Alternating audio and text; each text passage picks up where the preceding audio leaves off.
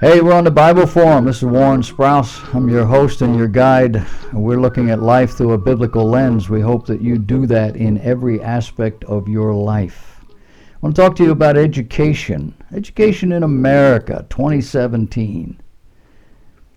In the last year or so, a handful of college faculty have been going public about the problems they see in the latest generation of students.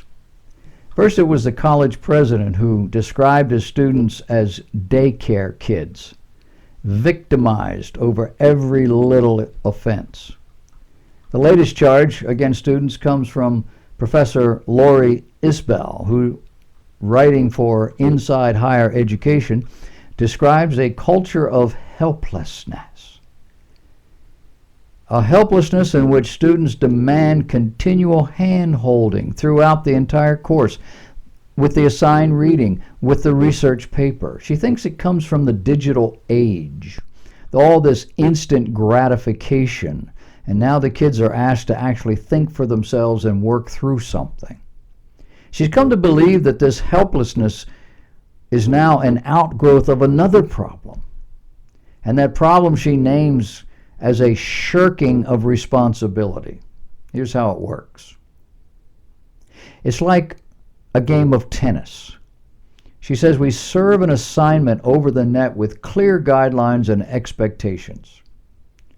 And they either let the ball drop, claiming they somehow weren't prepared, I don't know, you never told me kinds of things. The assignment sheet didn't say this or that. Oh, I didn't understand it that way. Or they question whether the ball was even fair in the first place.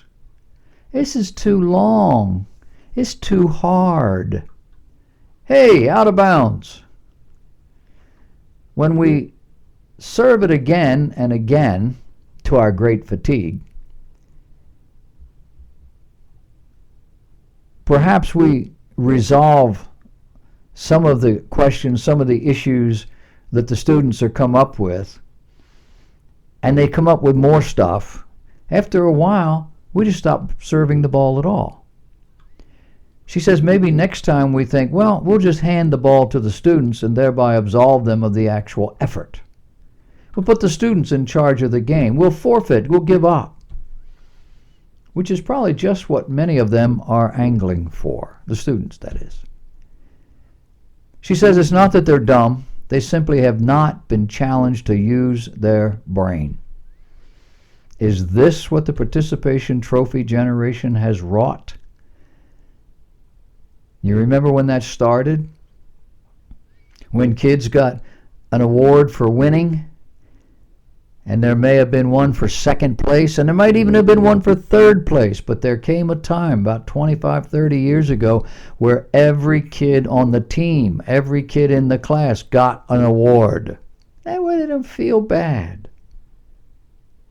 You remember when you started graduating from kindergarten with caps and gowns, pomp and circumstance? You remember that?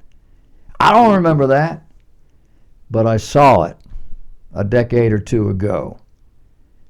And these parents are serious, and these kids love it, and it's all about them. And then they grow up in an environment where they're never told, sit down, shut up. They're never told, stop. They're never told, that's out of bounds. You can't say that. You can't do that. You're not going there. You have to do this.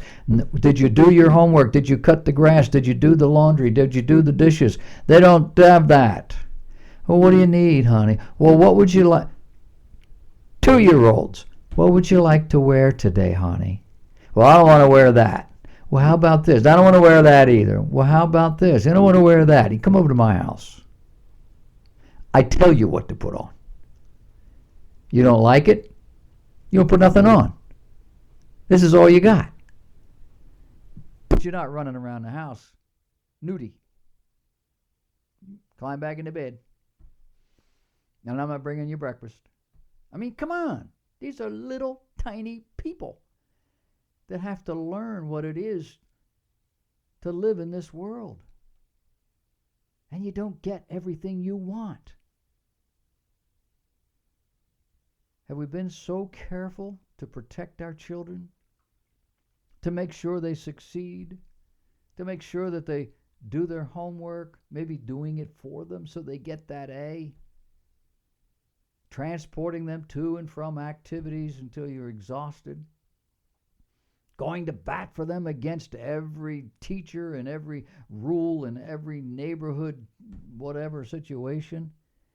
Have we done that to the point where we're now faced with incapable, helpless young adults who might be spoon-fed at home, but it ain't happening in the world? But maybe our world is evolving to where we have to spoon-feed them throughout their life or they can't function. Until we recognize that responsibility, not self-esteem, is one of the most important traits we can cultivate in a child, we can expect this culture of helplessness to continue.